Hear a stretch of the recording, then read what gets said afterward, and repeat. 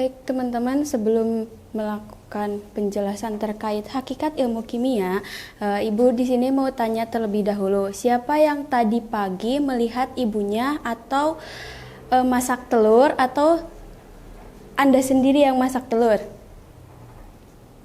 Masak telur Kemarin. Coba lihat ya, lihat di layar. Nah, ini ketika ibu masak telur itu kan menggunakan wajan.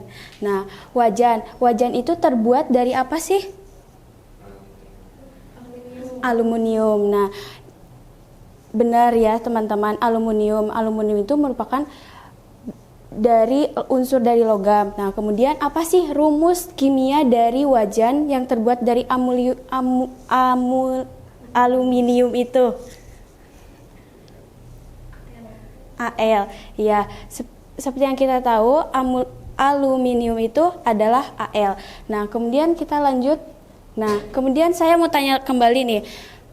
Gas apa yang dapat menyebabkan efek rumah kaca? Kalian bisa lihat di sini ilustrasinya.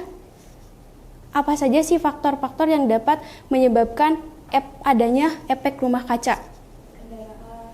Kendaraan. Menghasilkan? Betul, karbon dioksida.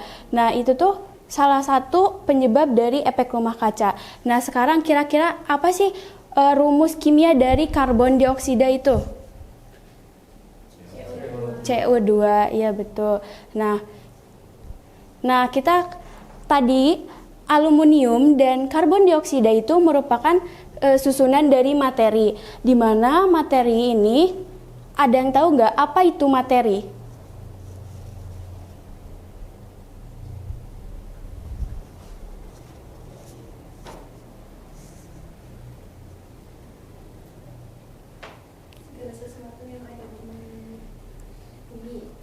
Oke, segala sesuatu yang ada di bumi. Yang lain ada yang mau jawab lagi? Sesuatu yang memiliki massa dan menempati ruang. Oke, mungkin ada yang mau jawab lagi? Menurut kalian, materi itu segala sesuatu yang ada di bumi itu merupakan benar apa enggak? Atau materi itu adalah sesuatu yang menempati massa atau ruang? Benar ya, jadi materi itu adalah suatu unsur yang menempati massa dan ruang. Nah, kemudian materi itu terbagi lagi menjadi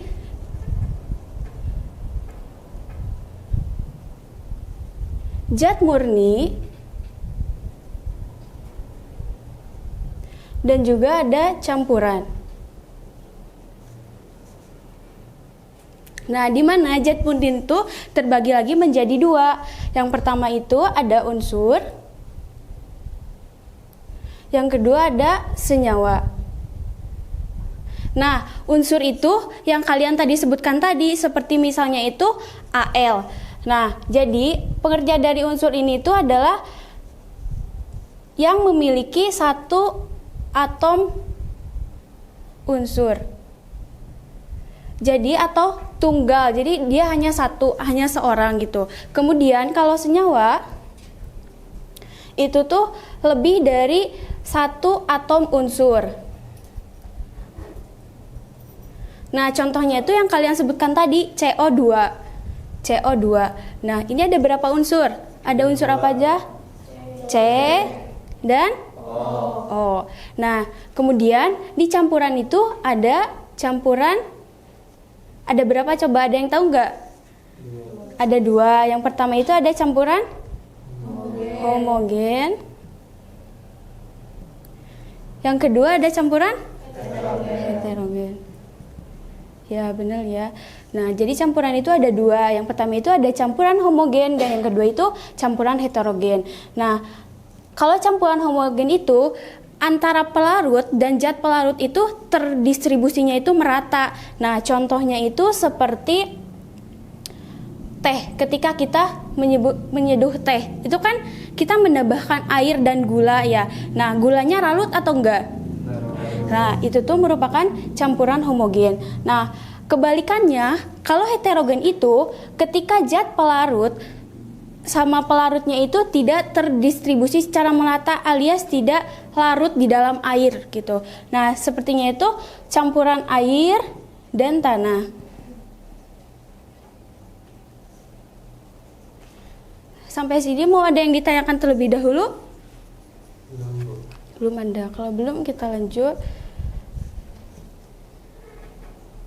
Nah, unsur itu adalah zat yang paling sederhana yang sudah tidak dibagi lagi. Nah, contohnya itu NH2HOPAL+C. Kemudian senyawa adalah zat yang terbentuk dari gabungan beberapa unsur dengan perbandingan tertentu. Nah, contohnya CO2, H2O, dan CaCO3. Kemudian campuran merupakan gabungan antara dua zat atau lebih di mana sifat penyusunnya itu tidak berubah. Nah, kemudian tadi itu ada dua, campuran heterogen dan homogen.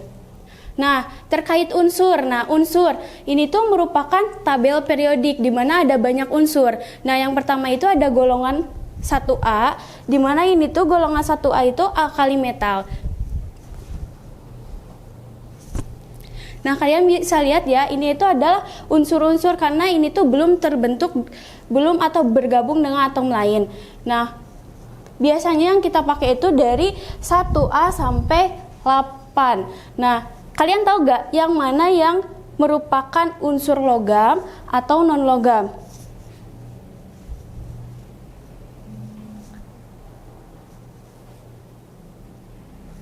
Nah, untuk unsur, ada yang tahu nggak?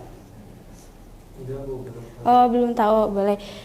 Untuk unsur non-logam, nah itu tuh ditandai dengan warna orange atau ada di daerah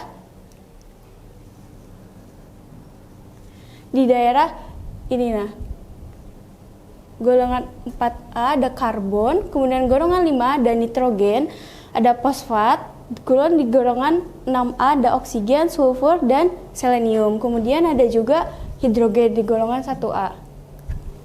Kemudian ada juga alkali metal, di mana alkali metal itu merupakan golongan 1A. Nah, kemudian ada alkali tanah. Nah, alkali tanah itu merupakan golongan 2A. Nah, kalian sudah tahu kan terkait tabel periodik unsur tersebut yang ditampilkan ini? Tahu.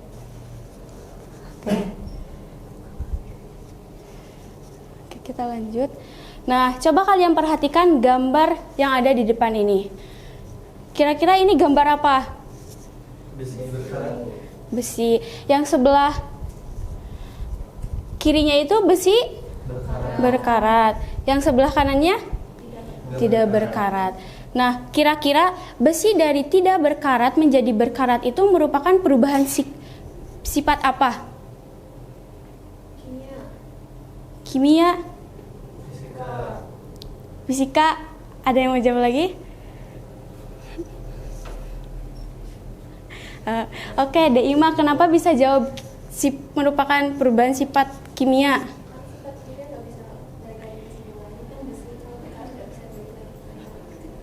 Oh iya. Kemudian kenapa Dek Latif jawabnya sifat fisika? Belum tahu perbedaannya. Belum tahu. Nah, kemudian coba kita lihat di sebelah kanannya lagi, ini ada gambar S. S-nya itu mencair ya.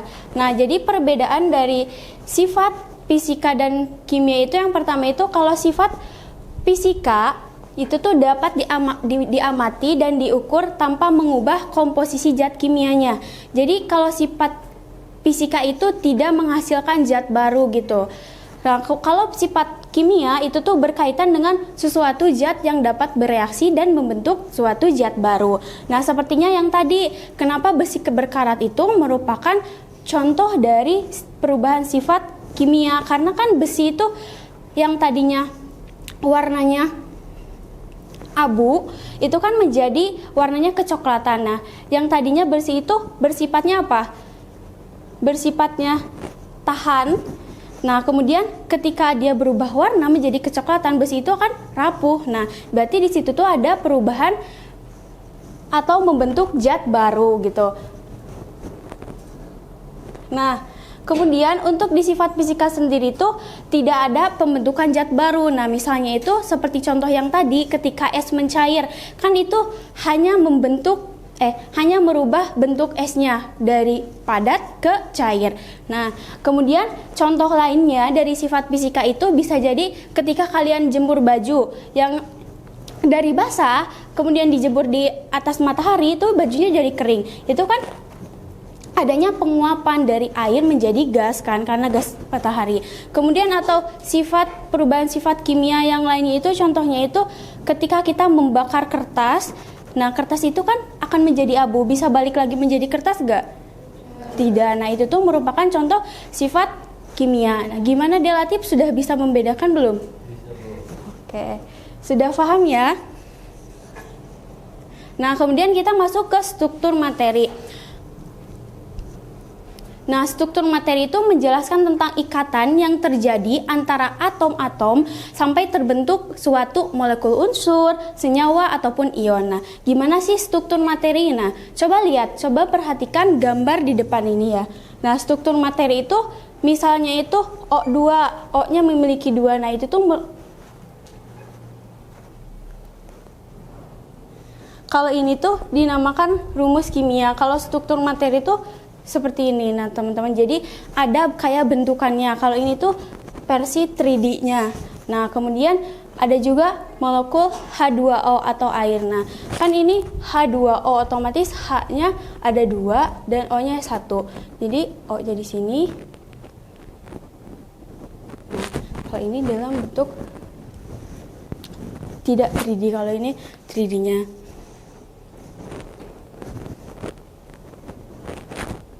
Nah, kemudian coba kalian perhatikan, kira-kira ini tadi merupakan contoh yang saya sebutkan tadi, ketika kertas dibakar akan berubah menjadi abu.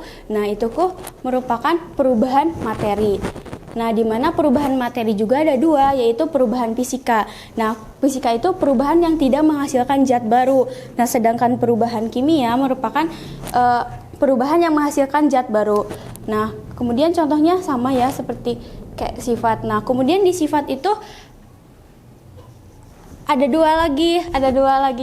Lupa. Nah, di sifat itu ada sifat intrinsik atau ekstrinsik, di mana ketika sifat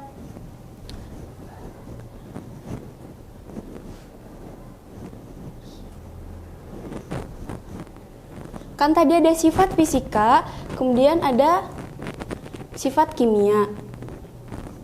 Nah, kemudian ada lagi yang namanya sifat intrinsik dan ekstrinsik. Lupa ya, kelewat. Nah, sifat intrinsik ini dapat diukur dengan massa,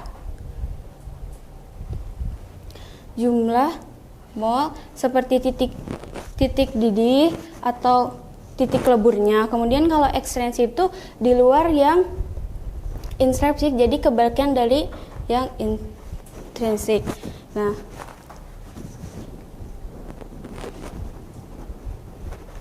kemudian kita lanjut. Nah, coba kalian perhatikan di sini tuh ada gambar baterai kemudian menjadi cahaya. Itu merupakan suatu perubahan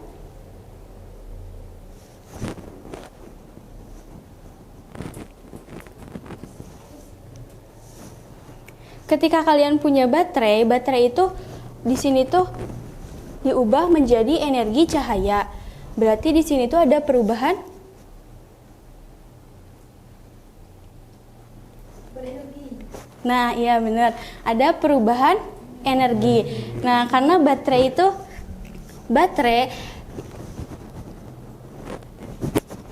Nah, jadi setiap materi itu memiliki energi. Nah, contohnya itu di baterai yang tadi. Nah, baterai itu kan merupakan sebuah materi, di mana menurut kalian tadi itu tuh materi itu segala sesuatu yang memiliki massa atau ruang. Nah, dari baterai tersebut, terpancarlah energi cahaya, karena kita ngambil contoh yang senter. Nah, itu tuh energi itu tuh dapat dimiliki atau dapat terbagi menjadi energi kinetik dan potensial. Nah, pada perubahan kimia, di perubahan kimia juga akan disertai dengan perubahan energi. Nah, contohnya itu pada proses asimilasi pada tumbuhan yang terjadi pada siang hari dengan bantuan sinar matahari atau yang kita sebut fotosintesis. Nah, jadi energi matahari itu diubah menjadi energi kimia yang disimpan dalam karbohidrat. Baik anak-anak, karena tadi sudah menjelaskan terkait susunan materi, struktur materi, sifat materi, perubahan materi, dan juga energi. Nah, coba kalian pikirkan untuk soal nomor 1, yaitu bagaimana sih cara membedakan antara senyawa dan campuran? Dari penyusunnya, Bu. Boleh, dari penyusunnya. Yang lain ada yang mau jawab?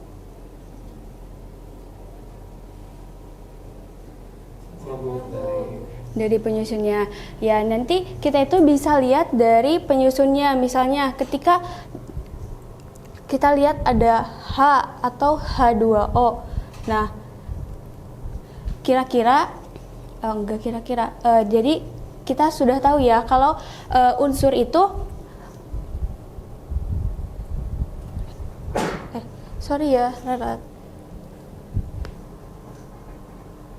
kalau senyawa itu merupakan gabungan dari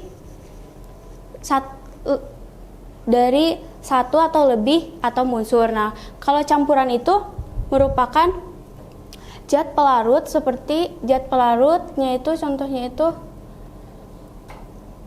air. Kemudian pelarutnya air, zat pelarutnya gula. Nah, itu tuh merupakan suatu campuran. Jadi senyawa itu merupakan yang terbentuk dari satu jenis atom unsur. Nah, kalau campuran itu merupakan apa namanya? Ada yang tahu? Campuran itu terdiri dari beberapa zat. Nah, kalau campuran itu terdiri dari beberapa zat. Misalnya itu campuran air dan gula dari zat pelarut dan juga zat terlarut. Nah, kemudian coba kalian pikirkan lagi soal nomor 2, yaitu ketika sebuah es mencair, perubahan wujud yang terjadi. Kemudian coba jelaskan perubahan sifat fisik pada proses mencairnya es, dan juga bagaimana sifat zat seperti massa dan volumenya itu berubah atau tetap.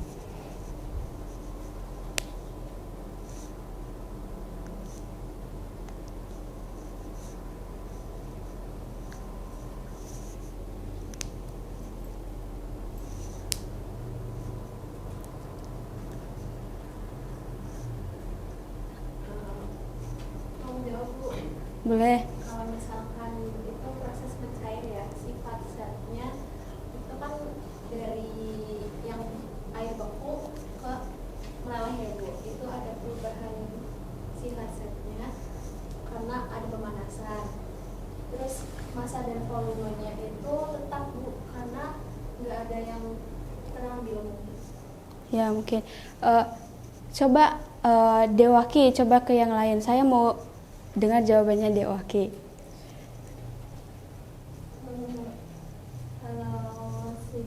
Kalau sifat fisiknya itu dari es yang tadinya membeku berubah menjadi cair, itu dari padatan berubah menjadi ke cairan. Ya.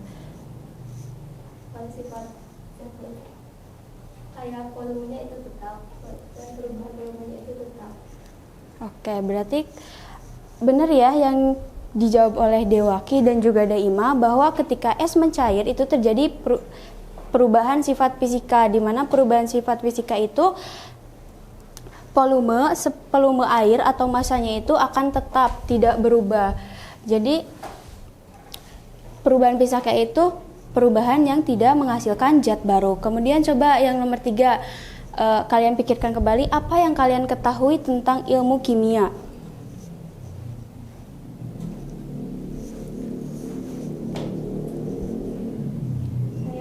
Boleh. Ilmu kimia itu ilmu yang mempelajari mengenai komposisi, struktur, terus sifat zat serta perubahannya. Oke. Ibu mau dengar jawabannya dari Devara. Kalau menurut saya, ilmu kimia itu kurang lebih sama sih, Bu, mempelajari tentang susunan susunan, struktur, sifat, perubahan, dan energi yang menyertai perubahan suatu zat atau materi. Ya benar ya teman-teman, apa yang dikatakan jawabannya dari Derahma ataupun Devara. Nah, bahwa ilmu kimia itu merupakan ilmu yang mempelajari tentang susunan materi, struktur materi, sifat materi, dan perubahan materi serta energi yang menyertai perubahan materi. Nah, kemudian kita lanjut ke konsep kimia di berbagai macam industri. Nah, kimia industri ini merupakan cabang yang menerapkan proses fisik dan juga kimia yang menuju transformasi pembuatan bahan baku yang menjadi produk bermanfaat untuk kita atau bagi umat manusia. Nah, untuk memberikan pengetahuan yang luas tentang ilmu kimia teoritis dan juga praktis modern dengan beberapa penekanan pada bidang kimia terapan. Nah, kimia terapan itu ada kimia polimer, ada minyak bumi, kimia makromolekul, kimia tekstil, dan pewarna. Kemudian ada kimia makanan, kayu, kertas, dan foam. Nah, kita ke yang pertama. Yang pertama itu contohnya ada di industri pertanian. Nah, di mana di industri pertanian ini kimia sangat dibutuhkan oleh beberapa petani gitu. Terutamanya itu untuk pupuk. Nah, pupuk itu kita sering gunakan untuk menyuburkan tanaman agar tumbuhnya lebih cepat dan hasilnya juga bagus. Kemudian ketika ada serangan hama, nah kita tuh membutuhkan juga yang namanya pestisida. Nah, di mana ketika analis kimia itu mampu memberikan informasi tentang kandungan pupuk tadi, kemudian pestisida tadi. Nah, tanahnya itu akan semakin subur. Nah, kemudian hama-nya itu tidak ada karena tadi sudah dikasih pestisida. Nah, jadi perannya itu untuk membuat pupuk dan juga pestisida. Nah, dimana kalau kekurangan zat-zat yang dibutuhkan pada tanaman yang dibutuhkan oleh industri pertanian itu akan menghasilkan atau nantinya itu akan gagal panen gitu, atau produknya itu tidak bagus. Nah, kemudian yang kedua ada industri petrokimia. Nah, industri petrokimia sendiri itu dapat didefinisikan sebagai industri yang menghasilkan senyawa organik yang beragam dari bahan baku minyak bumi. Nah, kemudian ada batu bara, produk migas, gas metana, kemudian ada biomasa. Nah, dengan kandungan-kandungan senyawa aromatik seperti asetilena, olefin, gas sintesa, serta envarapin sehingga didapatkan produk-produk dengan nilai tambah yang lebih tinggi. Nah, di industri petrokimia ini sering berkaitan dengan industri-industri lain.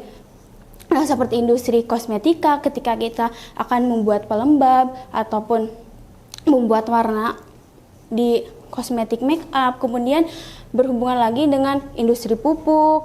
Nah, jadi di petrokimia ini kita itu mengubah bahan baku utamanya menjadi bahan mentah ataupun bahan jadi. Nah, kemudian ada di industri kesehatan, di mana seperti yang kita tahu industri kesehatan itu mencakup ilmu kimia. Nah, ketika seorang farmasi akan menciptakan suatu obat itu kan, di mana obat-obat tersebut itu banyak yang berasal dari atau bahannya itu menggunakan bahan ilmu kimia. Nah, jadi itu tuh akan mempermudah para ahli bidang kesehatan untuk mendiagnosa penyakit, kemudian interaksi kimia dalam tubuh manusia itu seperti apa. Nah, ketika sakit juga kita seorang farmasi juga jadi tahu gitu obatnya yang harus digunakan yang mana. Kemudian di industri pangan tersendiri ada, konsep di industri pangan itu sangat penting karena berperan dalam beberapa aspek produksi seperti pengolahan, penyimpanan, dan juga keamanan makanan. Nah, di mana ketika seperti makanan yang kalian makan, nah di sana tuh suka ada logo halalnya kan. Nah, di industri pangan tersebut itu dicek apakah makanan tersebut itu aman untuk dikonsumsi atau enggak gitu. Apakah dari makanan atau pengolahan tersebut itu halal atau enggak. Kemudian ada juga yang terakhir itu ada di industri kosmetik. Nah, konsep ini juga sangat penting untuk mengembangkan produk yang aman, stabil, dan efektif. Nah, seperti yang kita tahu, akhir-akhir ini di internet itu maraknya banyak kosmetika yang menggunakan merkuri kan. Nah, jadi fungsinya itu untuk membuat skincare ataupun make up yang aman untuk kulit kita agar tidak terpapar oleh merkuri. Kemudian agar formulasi setiap bahan yang digunakan oleh untuk membuat kosmetika ini tuh pas dan tidak terlalu over gitu. Karena seperti senyawa aktif terenoid itu kalau dipakai di ibu hamil ataupun di kulit kita sendiri itu kalau terlalu over itu akan menyebabkan iritasi. Nah, kemudian itu beberapa konsep kimia di dalam industri. Nah, untuk kesimpulannya itu dengan seiring berkembangnya perjalanan iptek semakin pesat, nah bidang kimia itu juga secara tidak langsung itu berkembang secara signifikan pula. Nah, ini tuh ditandai dengan digunakannya ilmu kimia dalam produk-produk yang dihasilkan oleh manusia seperti sabun, deterjen, pasta gigi, sampo, kosmetik, obat-obatan, dan produk-produk lain yang dibutuhkan oleh manusia. Maka dari itu, ilmu kimia ini juga sangat berpengaruh dan berperan penting dalam kehidupan kita dan juga dalam perkembangan ilmu lain seperti geologi, pertanian, kesehatan, dan dalam menyelesaikan masalah global. Nah, penjelasan Ibu sampai di sini, apakah ada yang mau ditanyakan terlebih dahulu atau ada materi yang belum paham, materi yang disampaikan yang belum paham?